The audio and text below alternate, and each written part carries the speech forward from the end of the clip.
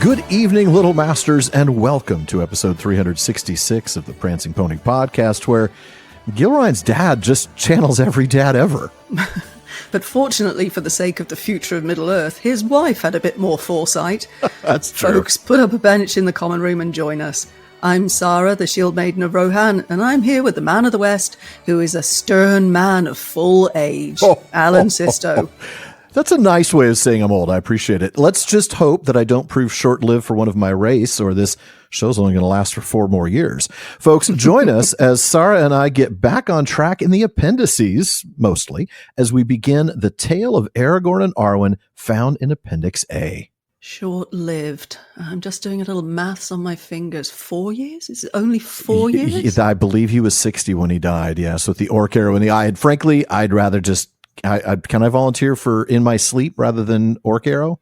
Will be less painful, wouldn't it? Much. Anyway, I think that's enough about Alan's age.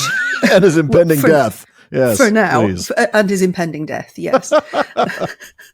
Folks, no matter how you've arrived, you're all welcome here in the common room. At the Prancing Pony podcast, we are reading and talking our way through Middle-earth, with plenty of speculation and some terrible jokes along the way. Guaranteed, folks. We do love discussing our favorite themes and a whole lot more. But we will try to keep it light and fun, just like a couple of friends chatting at the pub, and we're really glad you joined us. And I'm sure you'll be glad you joined as well. But before we get to tonight's chapter discussion, it's time for fan favorite Philology Fair.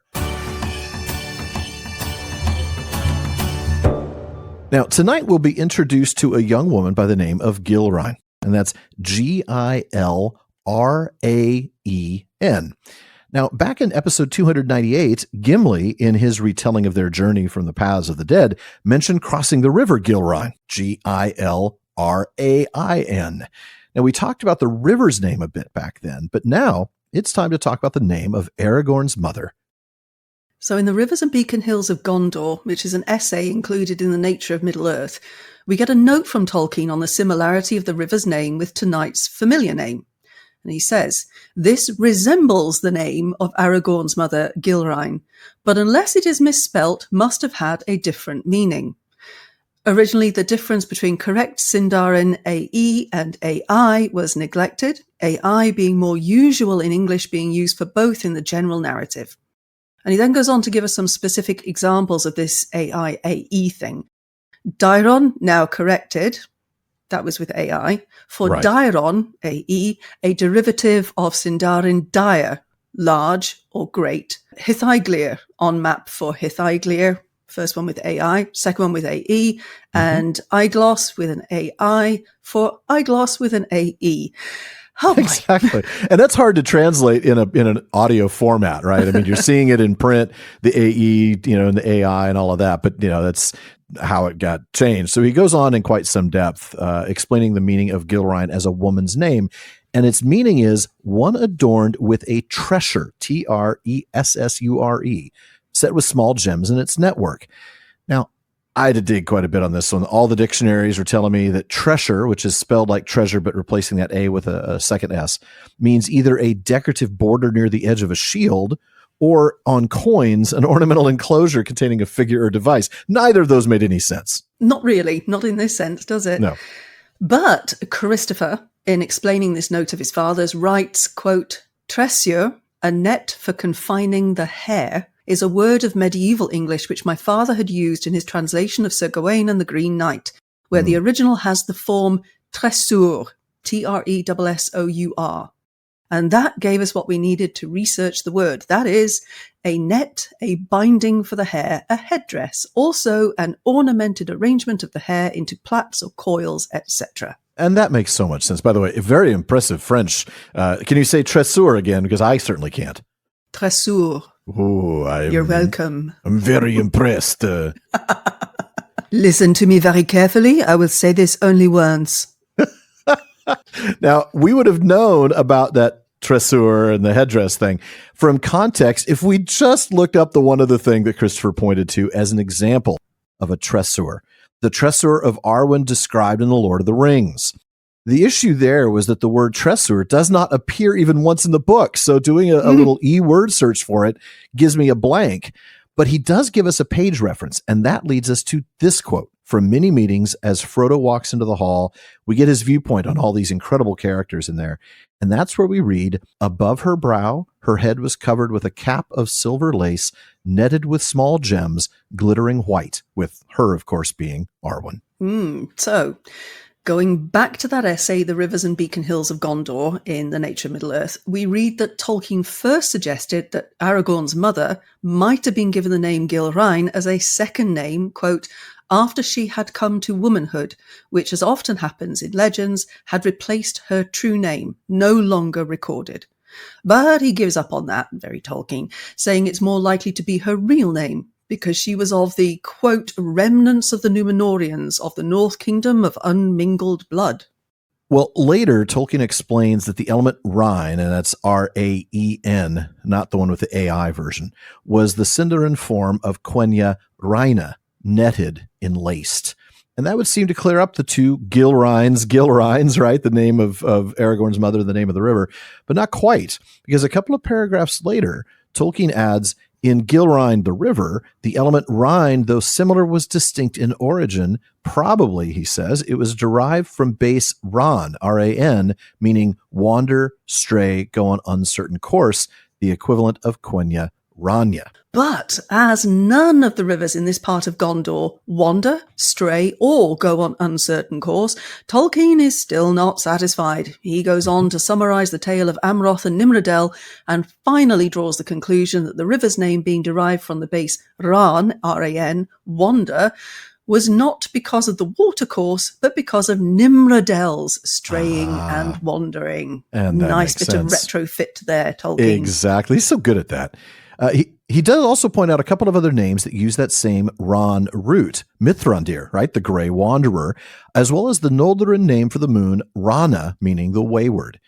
Pedantic, I suppose, but no less interesting for that. But now we are digressing, since this was about Gilraen, the mother of Aragorn, not Gilraen, the river in Gondor. But that was our first discussion about AI in this. Oh, AI. Clever. I like that. Well done. But moving swiftly on, Please. Shall we get to our chapter, The Tale of Aragorn and Arwen?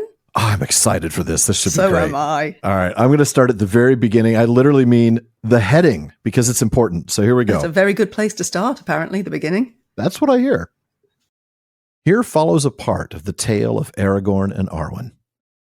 Arador was the grandfather of the king.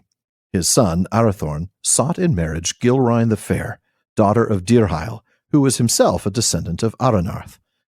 To this marriage Dirhael was opposed, for Gilraen was young and had not reached the age at which the women of the Dunedain were accustomed to marry. Moreover, he said, Arathorn is a stern man of full age, and will be chieftain sooner than men looked for, yet my heart forebodes that he will be short-lived.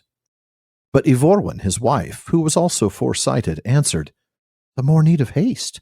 The days are darkening before the storm, and great things are to come. If these two wed now, hope may be born for our people. But if they delay, it will not come while this age lasts. And it happened that when Arathorn and Gilraen had been married only 1 year, Arador was taken by hill trolls in the Coldfells north of Rivendell, and was slain, and Arathorn became chieftain of the Dunedain. The next year Gilraen bore him a son, and he was called Aragorn. But Aragorn was only 2 years old when Arathorn went riding against the orcs with the sons of Elrond, and he was slain by an orc arrow that pierced his eye. And so he proved indeed short-lived for one of his race, being but 60 years old when he fell. Then Aragorn, being now the heir of Isildur, was taken with his mother to dwell in the house of Elrond, and Elrond took the place of his father and came to love him as a son of his own. But he was called Estel, that is, Hope, and his true name and lineage were kept secret at the bidding of Elrond, for the wise then knew that the enemy was seeking to discover the heir of Isildur, if any remained upon earth. Oh, it's a cracking start to a story, isn't it? It's going right there, full speed. Let's move. Oh. We'll just get this death and this death and this death out of the way. Exactly. Yeah. Yes. And also get Dirhael's opposition to the marriage out of the way very quickly indeed. Yes, slide that to one side because we have to get cracking because We really do. things are afoot and so they better get married quick. Mm-hmm. But you said you were going to start at the very, very beginning, which included the title. And I think you're absolutely right, because we should start by pointing out the way that this part of Appendix A is described at the very beginning. Here follows a part of the tale. Exactly. It's just a snippet, if you will. And it wasn't always this way. Peoples of Middle-earth, the making of Appendix A, Christopher walks us through what he says is a rough, much-corrected manuscript that was not a part of the tale. So he doesn't know precisely when it was written, but he suggests that the way the story underwent changes may indicate that it had been in existence for some time when my father was working on the narrative of the Realms in Exile portion of Appendix A. Right, the stuff that was much earlier in Appendix A that Dawn and I covered earlier this season. Right. Now, the published text here in Appendix A1.5 follows that manuscript very closely from around the point that we're going to end today's reading, but it's actually quite a bit fuller in the earlier part. So we're going to look to it from time to time to flesh out some details. Isn't it fantastic that we get all these extra bits from the history of Middle-earth, though? Oh, it's great. It's so great. Yeah. Because, I mean, the tale of Aragorn and Arwen is already fleshing out their story, and very much so in the case of Arwen, right? I was going to say, giving us a story to begin with for Arwen, right? Right. But then the fact that we can flesh out the fleshing out, if we're going to go really for the flesh, from the history of Middle-earth is just absolutely fantastic. But it really is. Let's get back to the text, because as to the text we read, we get straight into the story. Arador's son Arathorn seeks the hand of Gilraen the Fair, and she is the daughter of Dirhael and his wife Ivorwen, which is such a beautifully Welsh-sounding name, right? It is, isn't it? Yes. Yes, gorgeous. Dirhael is descended from Aranarth. Now, Aranarth was the son of Arvedwi, last king of Arthedain, and his wife Firiel. Now, this would make him, and thus Dirhael, descended from both the lines of Isildur through Arvedwi and Anarion through Firiel. Right, so this is obviously going to be incredibly important for Aragorn, isn't 100%. It? Yes, it is. Yep. So the fact that he has to trace his lineage to show that he is the rightful king of Gondor. I mean, it's a bit sort of jinx to the left, jinx to the right, slides around the corner, but it's there, right? It definitely is, yeah. So, back to the tale. Gilraen is young. Now, we look at the tale of years, and in there it says she was born in the year 2907, and she marries Arathorn in 2929, and she's only 22. Yeah. Whereas Arathorn was born in 2873, which makes him 56. I'm cringing slightly. I'm kind of cringing too. I'm 56, and I'm just not thinking that marrying a 22-year-old would be on my list of things to do. Yes. But that's today's culture, right? I mean, that's today's the thing. culture, yes. That's the thing. I mean, back then, like this is a real history, but it is kind of a real history, right? The point is, it's not the age gap itself that's the problem, and we're going to get into the details of that. It's that the women of the Dunedain typically didn't marry that young. That's really all it was. Yeah. If we go back to the nature of Middle-earth, we look at the chapter called The Lives of the Númenóreans, and Don and I looked at this at length during our chapters on Númenor. We read there that thus a Númenórean woman might marry when 20. Marriage before full growth was not permitted. But most usually, she married at about 40 to 45 years. And of course, that was actually the equivalent of 24 or 25 for a normal human. Right, because we have to remember their extended lifespan. Now, marriage was considered unduly delayed if it was postponed much beyond her 95th year, which was about 35. Sounds bizarre, doesn't it? Doesn't it? Yeah. Well, I got married a little late. I was 97. 95th year for a Númenórean woman would have been about the age of a 35-year-old in normal mortal life. But on the other hand, it says men seldom married before their year 45, which is the equivalent of 25. And postponement of marriage to about the 95th year, age 35, was very common. And especially in the case of men of rank or high duty or great talents, whatever those might be, because I'm sure being able to play the violin doesn't count. No, I don't think so. No. No, I play the piccolo. I am not marrying until I'm 160. Anyway, So, especially in the case of these blokes, it was not seldom entered into as late as the 120th year. Wow. Yeah. Which is age 40. Yeah. Now, gives of course, plenty of time to sow your oats. Exactly.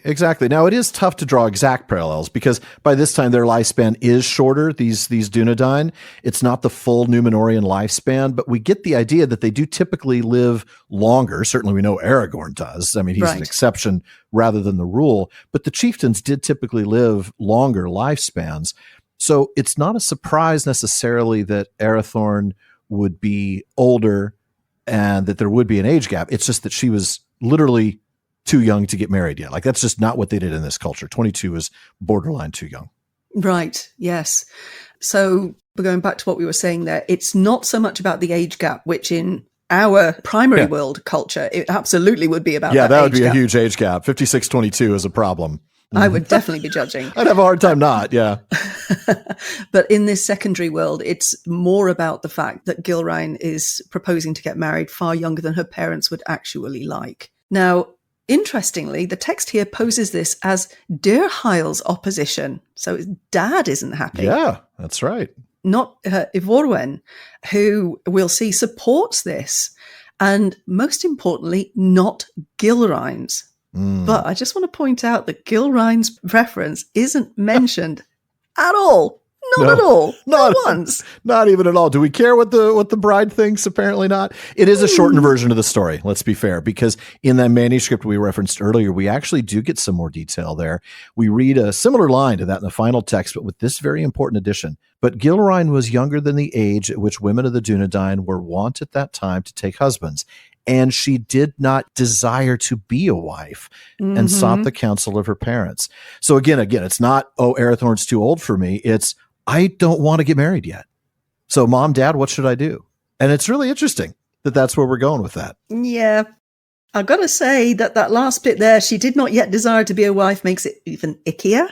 Yeah. One has to hope that she at least wanted, if she was going to be married, to be with him. Yes. I mean, we're hoping this is not Eol and Arathel. She was not wholly unwilling. That's a terrible, I cringe thinking of that. Do you know, that one, whenever I hear that line, I just, my spine curls over.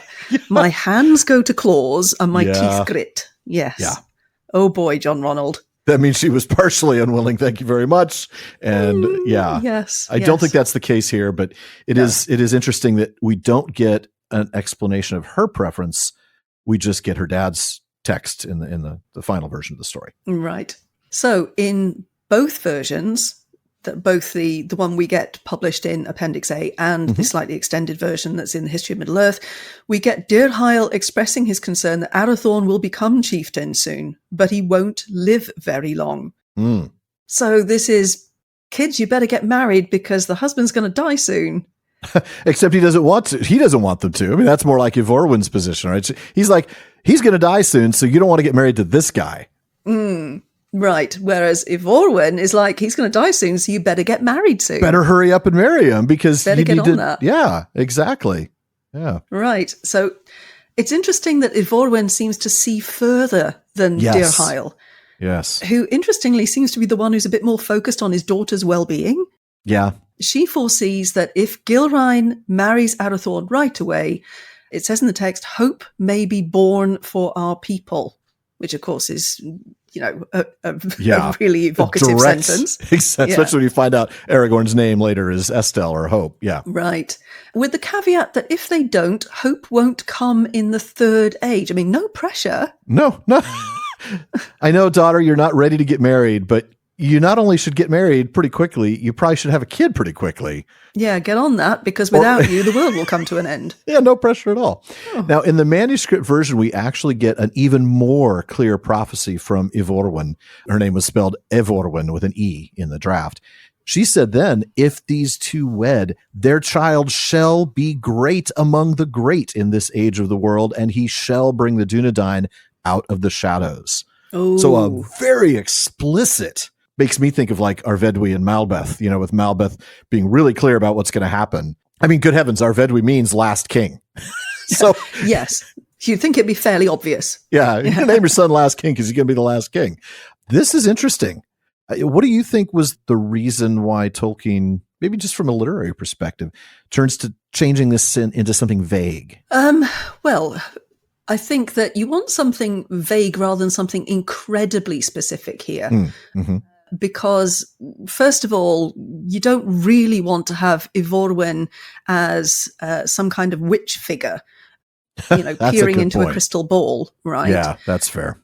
But I think the idea that those of a certain bloodline perhaps had the ability to foresee, and foreseeing, of course, is going to bring with it some mists and shadows as you try and peer into the future. That's a good point. Because this is not something that's happened or is happening. It is something that might happen depending on which sliding door you go through. So fair. I think keeping it vague is actually quite true to the idea of having someone like Eorwen. It's a prophecy, but it's the right kind of prophecy. It's not fortune telling in the sense of, okay, if you do this, this will happen. It's this might come about if you do. Hope may be born for our people. Right. I mean, really the only clear part in the final version of the text is that if you don't, we're all then ruined. It won't. Yeah, exactly. Right. Yes. There's no guarantee that it will, but the guarantee is that it won't if you don't. So. Yeah, and I think that's really important because Tolkien does talk a lot about destiny, fate, and free will and all that kind of thing. It's so central to so many of his stories. I mean, poor old Turin knows all about that. Yeah. Right? But you also have characters having choice. Yes. So hope may come, but Aragorn has to choose. He has to do his job too, right? He has to pursue all that. Yeah. I mean, this idea of he shall bring the Dunedain out of the shadows in the first version, you wonder, okay, maybe Gilraen hears that. Well, we know Gilraen hears that. Does she pass that on to Aragorn? Does she put that pressure on him? Because it would be a lot of pressure. That would be a ton of pressure. You're basically going to bring our people out of the shadows. At the same time, he has a gift of foresight as well. So he's sort of, he knows, but he knows in that vague sense as well. So I think, this might happen, but there needs to be room for the fact that it might not. Right. And also, if you have this idea of, okay, I am going to be this. Yeah. Then there's no sense of having to do anything to achieve it. Right. You're just waiting for your destiny. I'll wake up next Thursday and I will be the king of Gondor. Yeah. That's not how it works. Right. It's not in Middle Earth. No. And especially not if you're a man. If you're an elf, maybe, because we could talk about the music being as fate to all else, but that does not come into play here. No, it doesn't. No. With men, he's got to do something. He has to. And of course, we do know as we get further into this story, we do know that he has to prepare himself, and he does many things to prepare himself. Decades worth. Yeah. Exactly. Which is one of the reasons why he's in his 80s when we get to The Lord of the Rings. But I think it's very important that Tolkien keeps building in this idea of not only does he have to make the right choices at the right time, but he has to be proactive. He has to decide to do things so that the end may be achieved. Because if he just sat in Imladris getting fat on bonbons, then it wouldn't happen, would it? No, you're right. Absolutely wouldn't. Although sitting in Imladris getting fat on bonbons in the Hall of Fire sounds awesome. Oh, it sounds like what Bilbo does, really. Yeah. Yeah. I'm with Bilbo on that one. I'm all for it. All right. So the published version of this tale goes straight to them being married a year when Arathorn's father, Arador, is killed. Yep. And of course, that immediately puts Arathorn right up there because he has to step up and become chieftain straight away, right? So the draft, though, does give us a change of heart for Gilraen, who, it says, consented and was wedded to Arathorn, but the 1-year timeline remains. I like that. It's, we get that explicit mention that she chose to go ahead and do this. We don't hear that she was utterly excited about it, but she at least consented. So she was. Yes, that's fairly. She was not unwilling at all to adapt the AO line. Yeah.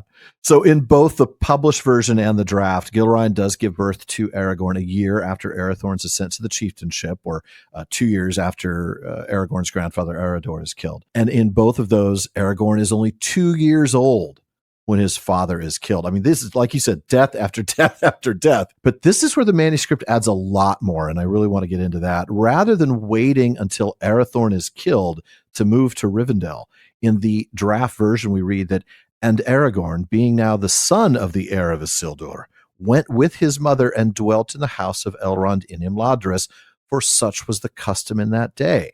And Elrond had in his keeping the heirlooms of the Dunedain, chief of which were the shards of the sword of Elendil, who came to Middle-earth out of Númenor at its downfall.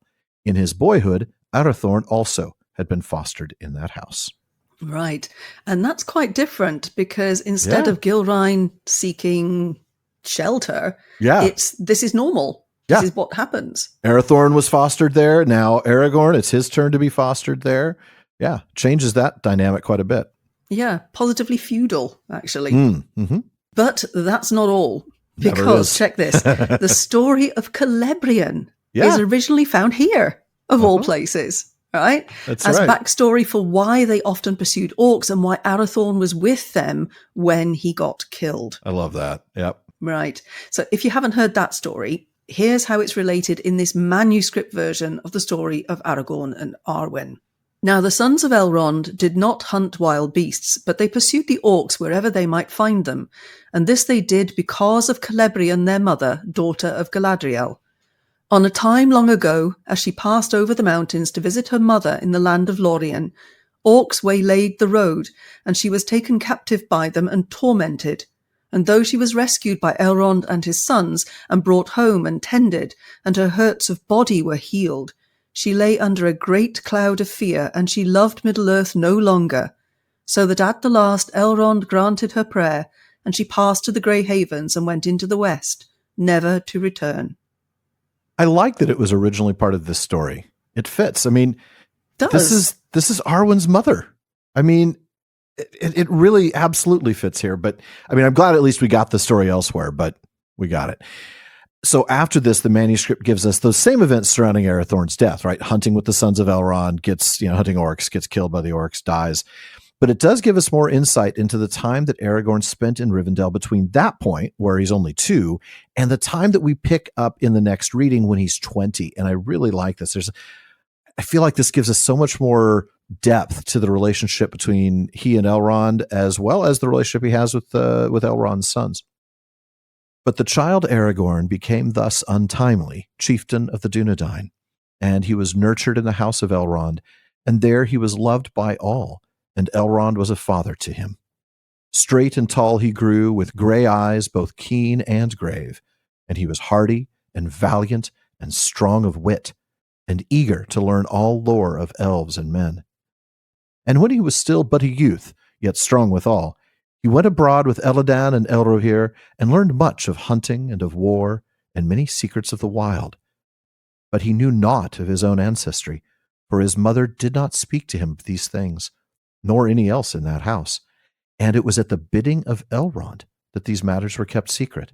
For there was at that time a shadow in the east that crept over many lands, and filled the wise with foreboding, since they had discovered that this was indeed the shadow of Sauron, the Dark Lord, that had returned to Middle-earth again, and that he desired to find the one ring that Isildur took, and sought to learn if any heir of Isildur yet lived upon earth, and the spies of Sauron were many.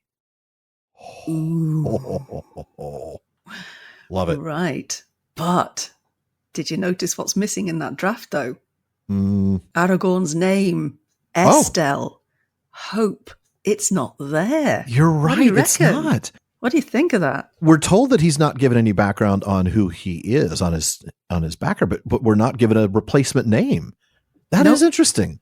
That is interesting. I wonder if that's one of the things that he developed later on, like this idea of the name meaning hope, because we noticed earlier in the change of the manuscript where the prophecy, right, where the original prophecy was, yes, if you get married now, you're going to have a son and he's going to leave the Dunedain, bring them out of the shadows. But in that prophecy, there's no mention of hope. Nope. Hope comes in the published version, where hope may be born for our people. Yeah, it feels like that hope thing was like a late entry, like a decision as he's condensing the story, because Christopher explains to us that he did have to condense the story down in order to make it fit here because he wasn't sure where it was going to go. And we'll get to more of that this week and next. But yeah. But what a thing to pluck out to help to distill the story down. Yes. To come up with this concept of Estelle, which of course is actually really super important to his whole cosmology. It's central to it. Absolutely. We will talk more again next week about this draft and why the changes took place. But I also want to add one other thing. It's about how central this story was for Tolkien himself. For this, I'm going to go to the letters. Letter 181 is a set of drafts that Tolkien had written to Michael Straight. And they're just drafts that never got out there. But Tolkien wrote that what he was concerned with in writing The Lord of the Rings, in part at least, was death as part of the nature, physical and spiritual, of man, and with hope without guarantees. And there we go. There's Estelle right there in the letter. Yep, right there. Clearly. It actually defines it, right? It really does. Hope without guarantees, Estelle. And then he continues, that is why I regard the tale of Arwen and Aragorn as the most important of the appendices. It is part of the essential story and is only placed so because it could not be worked into the main narrative without destroying its structure. Wow. I mean, I really want to return to that statement, the most important of the appendices, when we get to the end of talking about this tale, because I really would love to pick out all of the things that make this the most important thing, because I think there's actually 2 or 3 central things in this tale that are core principles to Tolkien's world. That includes Estelle, which is, of course, hope aligned with faith. As you said, hope without guarantees. Right. And then, of course, there's the use of that when Aragorn chooses to lay down his life, to give up on that.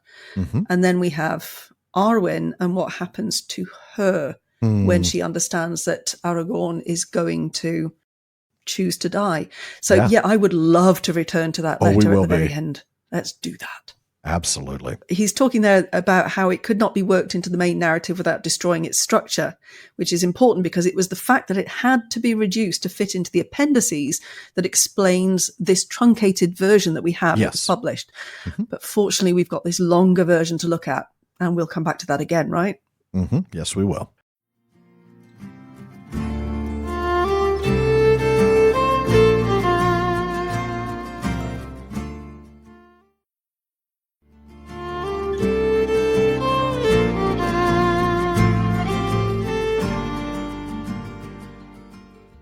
Now, soon we'll get back to Estelle in Rivendell, but before we do, we want to remind you there's a lot more talk going on at the Prancing Pony podcast than just us. Nice bit of rhyming there, Alan. I try. The PPP has an amazing listener community. They're always coming up with great questions and discussions across all our social media spaces. Check out our common room on Facebook, our dedicated subreddit, Twitter, and more. Now, on Facebook, just look for The Prancing Pony Podcast. Follow the page to get the news and episode drops, but join the group to get involved in some great discussions. Now, on Twitter, Instagram, Blue Sky, Twitch, TikTok, and YouTube, we're at Prancing Pony Pod. But if you prefer Reddit, find us there at r/Prancing Pony Pod. That's right. And if you want daily Tolkien content, please check out Today's Tolkien Times on the PPP YouTube channel and on all your favorite podcast apps. It's my short format daily show with everything from Middle-earth Map Mondays to Silmarillion Saturdays. And then there's my new twice weekly streaming of all fun things Middle-earth on the PPP Plays. Be sure to check both of them out on the YouTube channel for all the PPP productions at youtube.com/@prancingponypod. For now, though, we are going to get back into this incredible story. And we have such a moment coming up. Sara, take us away. Oh, I'm going to pick it up from here. All right, here we go. Here is the ring of Barahir, he said, the token of our kinship from afar, and here also are the shards of Narsil. With these you may yet do great deeds, for I foretell that the span of your life shall be greater than the measure of men, unless evil befalls you, or you fail at the test. But the test will be hard and long. The sceptre of Anúminas I withhold, for you have yet to earn it. The next day, at the hour of sunset, Aragorn walked alone in the woods, and his heart was high within him, and he sang, for he was full of hope, and the world was fair. And suddenly, even as he sang, he saw a maiden walking on a greensward among the white stems of the birches, and he halted amazed, thinking that he had strayed into a dream, or else that he had received the gift of the elf minstrels, who can make the things of which they sing appear before the eyes of those that listen. For Aragorn had been singing a part of the Lay of Luthien, which tells of the meeting of Luthien and Beren in the forest of Neldereth. And behold, there Luthien walked before his eyes in Rivendell, clad in a mantle of silver and blue, fair as the twilight in Elvenhome. Her dark hair strayed in a sudden wind, and her brows were bound with gems like stars. For a moment Aragorn gazed in silence, but fearing that she would pass away and never be seen again, he called to her, crying, "Tenuviel, Tenuviel," even as Beren had done in the elder days long ago. That was beautiful. We did have to skip the very first paragraph because we always have to skip something. That's where we learned that 18 years later, so Aragorn's 20, the boy has grown into a young man. And as we saw in the draft version, he's a man with some significant advantages, right? He's been nurtured in the house of Elrond, and there he was loved by all, and Elrond was a father to him. Don't you feel the resonances with the tale of Turin in that? Uh-huh. Yep. Yeah, I'm sure we'll get to that. There's so many first stage connections here. I mean, we're about to get to Beren and Luthien, but we also have sort of the echoes of Huor about hope. Will come from us if you get out of here, go back to Gondolin. We'll protect you because from you and from me, a star will be born. Yeah, right. So Aragorn comes back from a trip with Elladan and Elrohir, presumably involving lots of dead orcs. One can only hope. Yep. And Elrond sees him as, quote, fair and noble, early come to manhood. He is only 20, which is actually incredibly young for a Dunedain. This is absolutely. It's like looking at a 14-year-old and thinking he's early come to manhood, Yeah. So at this point, Elrond reveals to him his name and lineage, and he gives him 2 out of the 3 of the family heirlooms. And that's where we picked up the reading. Exactly. And the first one was the Ring of Barahir. And for this, I want to go back to some quotes from the Silmarillion because, again, lots of first stage tie-ins. So, Sara, take us back to Of the Ruin of Beleriand and the Fall of Fingolfin. Right. So from that chapter of the Ruin of Beleriand and the Fall of Fingolfin, after the Dagor Bragalach, which is the Battle of Sudden Flame, we read, "But Barahir, the brother of Bregolas, was in the fighting further westward, near to the pass of Sirion. There King Finrod Felagund, hastening from the south, was cut off from his people and surrounded with small company in the fen of Serech. And he would have been slain or taken, but Barahir came up with the bravest of his men and rescued him, and made a wall of spears about him, and they cut their way out of the battle with great loss. Thus Felagund escaped, and returned to his deep fortress of Nargothrond, but he swore an oath of abiding friendship and aid in every need to Barahir and all his kin. And in token of his vow, he gave to Barahir his ring." And that, since we have the exact date, right, it was right after the Dagor Bragalach, that's first stage 455. That's more than 6,500 years ago. That ring has been around. It has been around indeed. And we get a good look at the ring in the very next chapter of Beren and Luthien, speaking of Beren and Luthien parallels. Then Beren answered, "Death you can give me, earned or unearned, but the names I will not take from you of baseborn, nor spy, nor thrall. By the ring of Felagund that he gave to Barahir my father on the battlefield of the north, my house has not earned such names from any elf, be he king or no." His words were proud, and all eyes looked upon the ring, for he held it now aloft, and the green jewels gleamed there that the Noldor had devised in Valinor.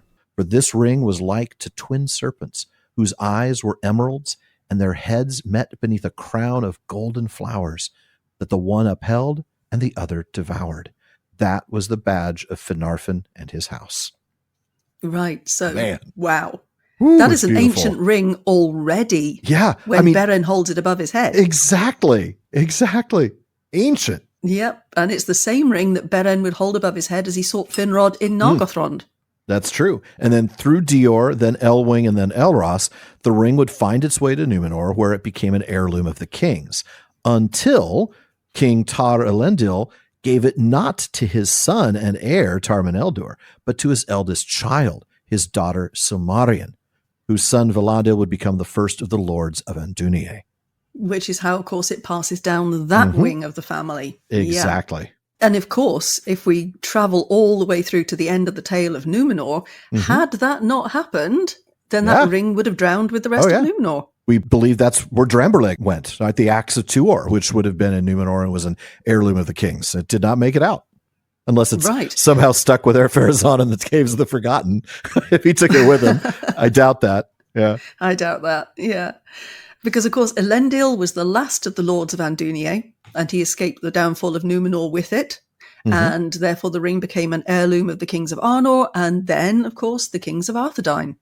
And it has been well-traveled because, as Don and I talked about earlier this season, it spent quite some time in the hands of the Losoth of Forochel, to whom Arvedui gave the ring. It was ransomed by the Rangers at some point, we don't know precisely when, and it has since stayed in Rivendell.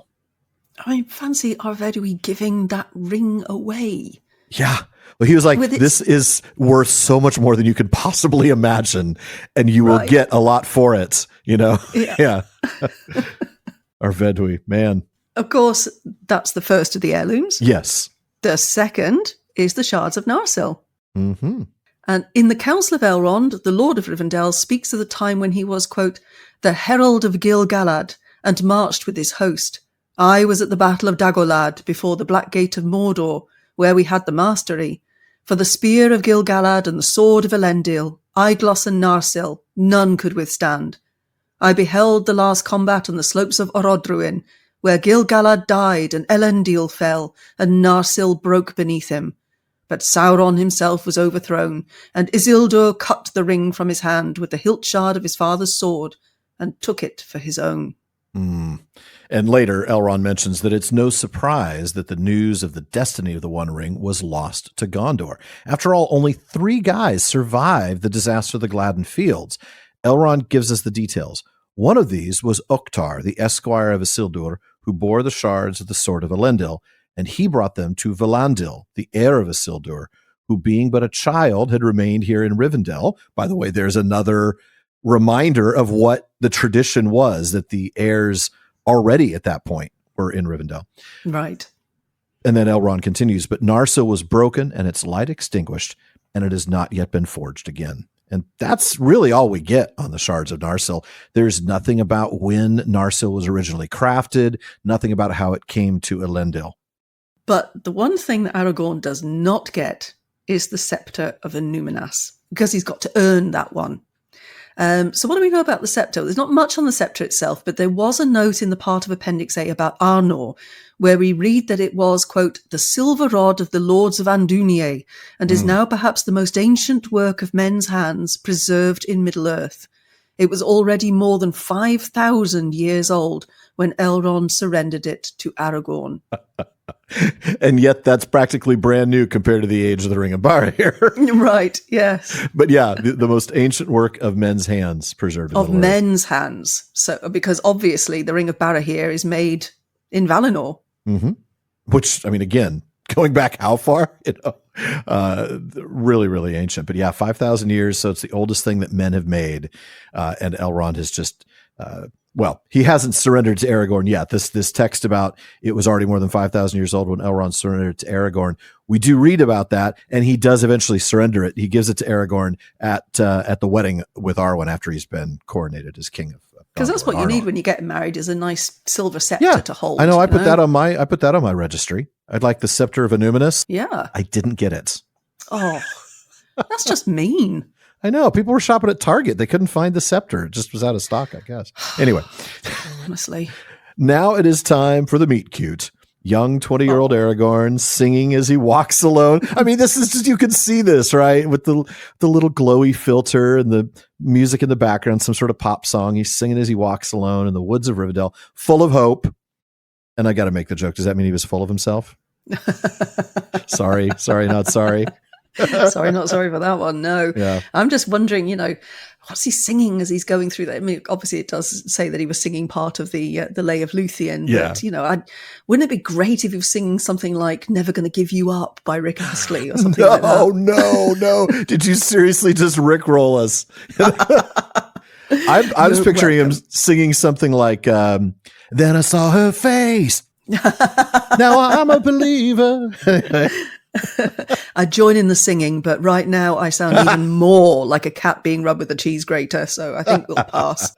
So anyway, young Aragorn, singing, full of hope, full of himself, spots a young woman. The text says a maiden. I think we need to interrogate this young woman thing, though, because I suspect that she's a bit older than him. Yeah, just a bit. A maiden is a young woman, and that's what he thinks that this is. And she's walking on the grass in the birchwoods, and at first he thinks he's been pulled into a dream. I love that, because the next thing is that he wonders if he's received the gift of the elf minstrels. What a cool gift that is, by the way, right? That you can now make your listeners see the things they're singing about. It makes me think of on fairy stories. So go all the way back to Tolkien's essay that he wrote in, I want to say 38 or 39. He writes this: in dreams, strange powers of the mind may be unlocked. In some of them, a man may for a space wield the power of fairy, that power which, even as it conceives the story, causes it to take living form and color before the eyes.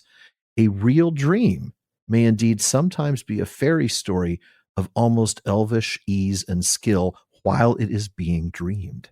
Oh, that is just wonderful. Isn't it? Yeah. Also, that puts me in mind, in turn, of Smith of Wootton Major, the whole story, all of his visits to fairy. But wow, this idea that you could experience vision and sensory experience as though it were real. Is this Tolkien dropping acid in the 1930s? Well, I hope not, but it hadn't been invented yet, so no. No, that is true. But it's wonderful. It is this idea of the gift of the elf minstrels, being able to sing a song and make it real before the listeners. To think that that's something that elf minstrels could do. And now I'm thinking of Gilraen and the things that he would have sung, or just fantastic idea of making people experience the story in a way beyond just hearing the words and imagining it. Beautiful. This is absolutely wonderful because, this is a mini segue. Yeah. But one of Tolkien's pupils at Oxford was Susan Cooper, who wrote the Dark is Rising sequence. Have you read it? I have not. Do you know it at all? Oh, I highly recommend. It's absolutely wonderful. And you can see that Cooper has really taken on board some of the things that Tolkien loves in the way in which he's put together his secondary world. And one of the things that she does in book 2, which is called The Dark is Rising, is she has the protagonist, a young boy called Will, read the book of Gramarye, in which a sentence says something like, and I flew as an eagle. And then he's experiencing that. He's actually pulled into that. Oh, glorious. And it's the most beautifully written scene. And I've been doing these books with a wonderful group at Signum, and we've been looking at the resonances with Tolkien's work. And this is one of those things. I think it's so beautiful, this idea that you can draw someone so deeply into the story that you're telling that they feel like they're experiencing it actually inside a song, if you will. Oh, I just love that. I do too. And it just echoes back to the way Tolkien looks at fantasy as not the suspension of disbelief. You believe what you experience. If I'm experiencing something, I believe it to be true because I am able to see it, touch it, feel it, hear it, whatever. That's the thing. This inconsistency of reality is what then enables one to go into the story and then experience it as an actual experience. Fantastic. Yeah. I love it. Yeah. Lovely. Well, now I got another thing to add to my to-read list. Thank you. Oh, no, you're most welcome. You will thank me because they are fantastic. Okay, so why does Aragorn think that this gift might have come his way? Because he'd been singing, not Never Gonna Give You Up, but thankfully. The Lay of Luthien, about when Beren met Luthien in Neldareth. And because the maiden looks like Luthien, wearing silver and blue, fair as the twilight, brows bound with gems. Yeah. So it's no wonder. No, of course. By the way, quick note, I thought this was a typo. I actually did the Lay of Luthien. I thought it was a typo for Lay of Lathian because I'd been reading the Lay of Lathian on First Stage Fridays for today's Tolkien Times. And so my brain immediately said Lay of Lathian. Wait a minute, this is a typo. Hammond and Sculla and their reader's companions say, I'm not alone in thinking that, but I'm wrong in thinking that. And they actually write, but Christopher Tolkien has said in private correspondence, and I just add how jealous I am, in private correspondence, in letters that we have exchanged with Christopher Tolkien. As one does. In private correspondence, that the published reading is correct, and that his father often referred to the poem as Luthien. Right. Yeah, because actually Lathian is nothing to do with the word Luthien at all, even though it's got sort of a similar sound. Exactly. Yeah. It means released from bondage and has nothing to do with Luthien, which is nightingale. Oh, no, Tinuviel is nightingale. Luthien, I'm going to have to bust out my word nerdery at some other point. But So he sees her, and at first he's just frozen in place. He's staring in silence. Yep. But he's afraid that he might never see her again. So he calls to her, but he calls Tinuviel, which, as you've just said, means nightingale. And it's the name by which Beren called Luthien all those goodness knows how many mumble years ago. Mumble. It actually, it's, I know I said it means nightingale, and it does, but it's a poetic way of saying nightingale. The literal meaning of Tinuviel is daughter of twilight. And Luthien, by the way, I know I said I had to bust out my word nerdery. I did, real briefly. Luthien is Sindarin, meaning daughter of flowers. That's what it means. So, yeah, fantastic stuff. Man, I love this, though. Just great. The idea that I'm speechless. I'm stunned. I can't speak, but I may never see her again. So I got to say something. I've got to say something. Yeah. And then, so what is it in Aragorn's little 20-year-old teenage boy, barely not quite teenage boy brain that makes him say Tinuviel? And it's the fact that that's exactly who he's thinking she is. Like, am I walking in Beren's dream? Am I in Neldoreth? Because that's what I was singing. Am I experiencing this gift of the elf minstrels? And yeah, that explains it. And Aragorn is definitely a romantic, isn't he? Oh, he is. Yeah, absolutely. Mm-hmm. You can just imagine some teenage boy downtown yelling, "Oi, you." He doesn't do that. I don't think Arwen would have taken so kindly to "Oi, you." Not so much. But, no. Alan, how does she respond? Do you want to tell us? I like that. Good segue. Then the maiden turned to him and smiled. And she said, "Who are you? And why do you call me by that name?" And he answered, "Because I believed you to be indeed Luthien Tinuviel, of whom I was singing. But if you are not she, then you walk in her likeness." "So many have said," she answered gravely. "Yet her name is not mine, though maybe my doom will be not unlike hers. But who are you?" "Estel, I was called," he said. "But I am Aragorn, Arathorn's son, Isildur's heir, lord of the Dunedain." Yet even in the saying, he felt that this high lineage, in which his heart had rejoiced, was now of little worth, and as nothing compared to her dignity and loveliness. But she laughed merrily and said, "Then we are akin from afar, for I am Arwen, Elrond's daughter, and am named also Undomiel." "Often is it seen," said Aragorn, "that in dangerous days men hide their chief treasure.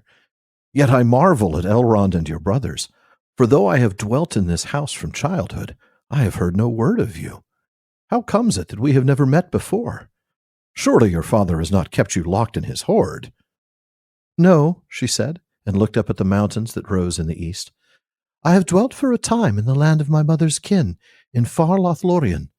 I have but lately returned to visit my father again. It is many years since I walked in Imladris." Then Aragorn wondered, for she had seemed of no greater age than he, who had lived yet no more than a score of years in Middle-earth. But Arwen looked in his eyes and said, "Do not wonder, for the children of Elrond have the life of the Eldar." Then Aragorn was abashed, for he saw the elven light in her eyes and the wisdom of many days. Yet from that hour he loved Arwen Undomiel, daughter of Elrond.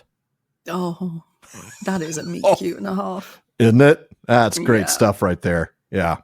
It really is. He knows. Really we'll get to it, but he knows what to say when to say it. He's very good. Yes, not bad for a youngling. Actually. I know, yeah. So, Arwen's response to Aragorn calling her Tanuviel is straight to the point. Who are you, and why are you calling me Tanuviel? Which I think is a perfectly reasonable question. It's a valid question. Like, why are you calling me that? Thousands of years ago, it can't be me. But Aragorn explains, because that whole gift of the elf minstrels thing goes unspoken, because that probably would make him sound like a nerd. But he doesn't miss the opportunity to compliment this maiden. You walk in her likeness. Oh, well done, Aragorn. I know, like, excellent recovery. Like, why do you call me that? Which is basically, that's not my name, right? And we'll get that. But, you'd think stammer, but he's like, oh, well, you sure, you walk in her likeness. Not even you look like her, right? It's really artfully phrased. You walk in her likeness. Now, I just have to ask this. What do you make of this next bit? She responds with seriousness, right? Grave. She spoke gravely. She'd smiled earlier. Later, she said to laugh before she responds. I sort of love this range of emotion that we get from her. I wanted you to talk about that, but then I really want to dive into this idea. She's been told she looks like Luthien before, but then she adds something. Is this foresight? Is this rolling the dice? What is she doing here when she says, maybe my doom will be not unlike hers? Dun, dun, dun. Like, wait a minute. Like, play your cards right, pal. I mean, I don't know what she's doing here. Maybe my doom will be... what? So much wrapped up in that, isn't there? There is. Falling in love with a mortal man, and then giving up the life of the Eldar and becoming mortal and dying a mortal, all those things wrapped up. So there's a lot of ways in which I was looking at this. And one of them is this response. She acknowledges that she's been told she looks like Luthien. Yeah. She's probably been told this all her life. Which is already thousands of years. Yes, exactly. So if you've been told this, then clearly the whole Luthien story is going to be kind of at the forefront of your brain. Oh, you look so like Luthien, and look what happened to Luthien. And I doubt that she's still a young elf, but if you compare her to the age of Aragorn, she's considerably older. Well, yeah, she was born in Third Age 241, so she's not quite 2800. Right.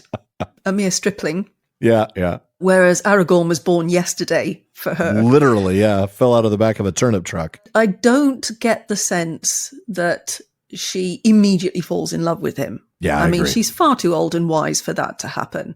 Whereas Aragorn is like a teenager, frankly, and he's head over heels instantly. I think that really it's not about Aragorn. It's about being told about the resemblance to Luthien. Yeah. And wondering, well, why do I look like Luthien so much? Why is this resemblance here? Is this important? Yeah. Is this going to shape my life? Yeah. I think you're right. If for no other reason than we later on will explicitly get that moment where she does fall in love with him and her doom is chosen at that point for her. And because that was so clear and so direct here, I think you're absolutely on the nose. This is more her contemplating the fate of Luthien and whether her resemblance to Luthien will also be more than just a mere physical resemblance. Right. And we'll play into some sort of similar history. I think you're right. What about that? I really like this because we don't get much of her, right? We get almost none of her in the narrative, and we don't even get a ton of her here, but we get enough. I love this sort of emotional range that we see. Turning with a smile, and then later responding gravely, and then still later smiling and laughing. What do you make of that? She's still a young and joyous elf. Okay. Yeah, I like that. I mean, that doesn't mean that she hasn't been through some stuff. Her mom. We know what happened the to loss her mother. Of her mom. Mm-hmm. Right, exactly. That had to shape her.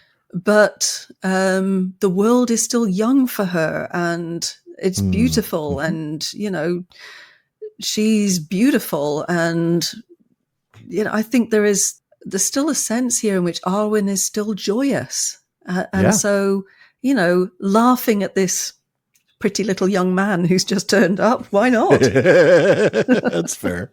Yeah. I don't know. What do you reckon? Yeah, I think you're right. She is still a young elf. I think it's also Tolkien trying to give us a little bit more three-dimensionality to a character that he's not going to flesh out. Giving us this range and showing that she's engaging with him in a way that's very real, very open. She's not hiding the gravity of what she says when she speaks gravely. She's not hiding her smile or her laughter. She's just very, very open with who she is and how she's responding to these things. I think you're right about the fact that Tolkien doesn't have a whole lot of space in which to give us Arwen, if you like. Yeah. But he's got to give us enough to explain why Aragorn falls in love with her. Yeah. Because more than just a physical beauty. Right, exactly. That's exactly the point, because I give Aragorn enough credit to think, well, it's one thing to fall for a pretty face, but there has to be something beyond the pretty face for him, right? Yeah, there has to be. There has to be something that attracts him to her beyond she's stunningly beautiful, because the pretty is very nice, but you got to live with that, haven't you? So is there something underneath that's actually going to keep you staying there? Exactly. And I think we start to see that already in her openness and her questions. And she has a question for him next, doesn't she? Yes, indeed. She asks who he is. And Aragorn, who is, all cocky, I'm the son of Arathorn, and I'm tripping through the woods and feeling on top of the world. And then he's brought crashing down.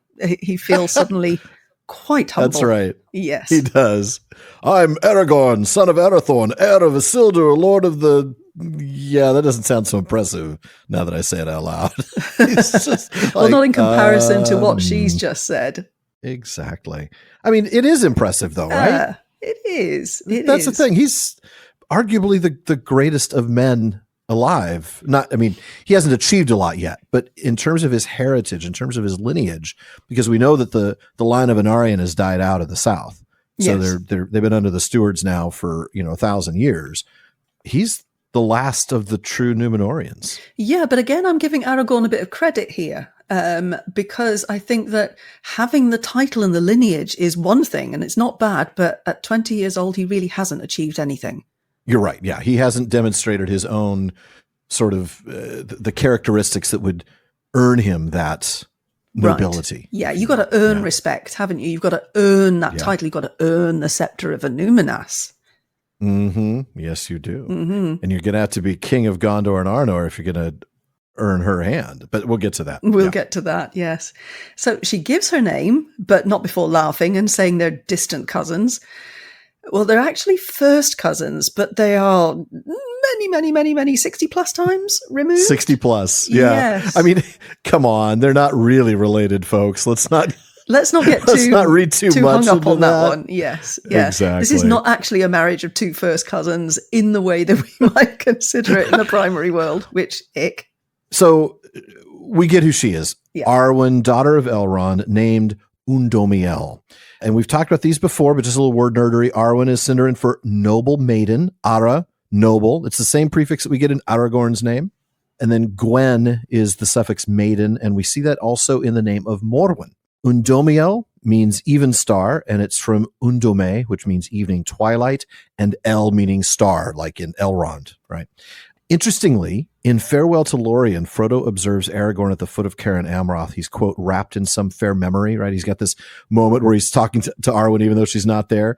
And he says, Arwen van Imelda Namarie, which is Quenya, which suggests that her name in Quenya is a valid calque, right? A loan translation in Quenya. Oh, that's fascinating. And I was just thinking while you were word nerding, because Sindarin, of course, is so close to Welsh. The suffix wen in Welsh means something diminutive, something small, something little. Oh, so which certainly would fit maiden. Yes, exactly, which I thought was quite interesting. That I is have a cousin called Kynwen, and that means little swan. Oh, cute. What a wonderful name. Right. I like that. Well, of course, we know that Welsh was an inspiration for Sindarin, just as Finnish was an inspiration for Quenya. So, it wouldn't surprise me in the least to find that a few words kind of kept similar meanings. Right. The idea of a diminutive, little, going with maiden, that sort of works, doesn't it? It does. It does. I like that.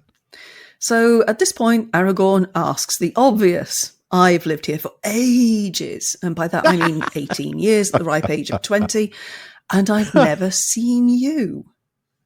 And while that part I might buy, the fact that he's never heard about her, I admit, does seem a little weird. I mean, Elrond, Elladan, and Elrohir have never even mentioned her, not even by name, but just like, Elrond's never talked about my daughter. The boys have never said my sister ever. And she seems to have been gone a chunk of time. A big chunk of time. I mean, maybe it's a quick weekend away for an elf, but it's more than 20 years, isn't it? It is odd. That is kind of wild. Like, we don't talk about Arwen. No. I just don't understand. Like, why is she seriously not mentioned? Is there some sort of prohibition? We're not going to tell Aragorn his name because we don't want him to know his name. We also don't want him to know that I have a daughter, because if he finds out that I have a daughter who's really, really pretty, who looks a lot like the last elf to marry a mortal. Yes, we can't be having that. The first rule of Arwen is we do not talk about Arwen. I like that. I think that might actually be the idea. Yeah. So she tells him, I've been in Lothlorien for a long weekend away. A little city break. A few hundred years, maybe. Yeah.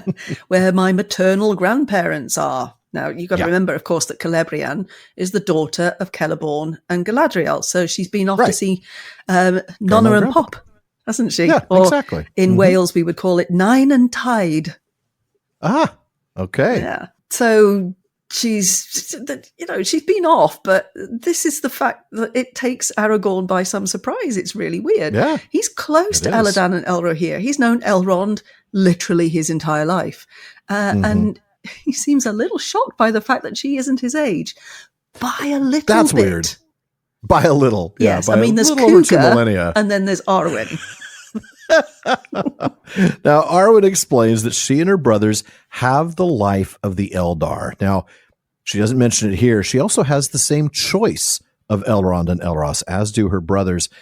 I don't know that we're going to end up having time to get into that one today. I feel like that's a question we'll talk about maybe at the end next week when Arwen has to make the choice that she makes. But I want everybody to sort of remember that. Like, she has a choice. And Elrond's going to talk about that in either our next reading or the one after that. But the brothers do too. And that's one of those other mysteries of Tolkien that nobody knows the real answer to. Right. What do Elladan and Elrohir choose? Anyway. Put a pin in that, huh? Yeah, we'll come back to that for sure. So Aragorn at this point is embarrassed. Yes. Yeah, I mean, he doesn't just see her beauty. He specifically sees the elven light and the wisdom of many days. Many, many, many, many days. Yeah. Yes. Whatever, 2,800 years worth of days is. Yeah. That's a lot. It is a lot. And that seals the deal, right? That's when we find out from that day on, he loved Arwen. And that love is going to lead to a lot of hard conversations, one of which comes up next. Sara, okay, take us away. In the days that followed, Aragorn fell silent, and his mother perceived that some strange thing had befallen him, and at last he yielded to her questions and told her of the meeting in the twilight of the trees. "My son," said Gilraen, "your aim is high, even for the descendant of many kings. For this lady is the noblest and fairest that now walks the earth, and it is not fit that mortal should wed with the elf-kin." "Yet we have some part in that kinship," said Aragorn, "if the tale of my forefathers is true that I have learned." "It is true," said Gilraen, "but that was long ago, and in another age of this world, before our race was diminished. Therefore I am afraid. For without the good will of Master Elrond, the heirs of Isildur will soon come to an end. But I do not think that you will have the good will of Elrond in this matter." "Then bitter will my days be, and I will walk in the wild alone," said Aragorn. "That will indeed be your fate," said Gilraen. But though she had in a measure the foresight of her people, she said no more to him of her foreboding, nor did she speak to anyone of what her son had told her.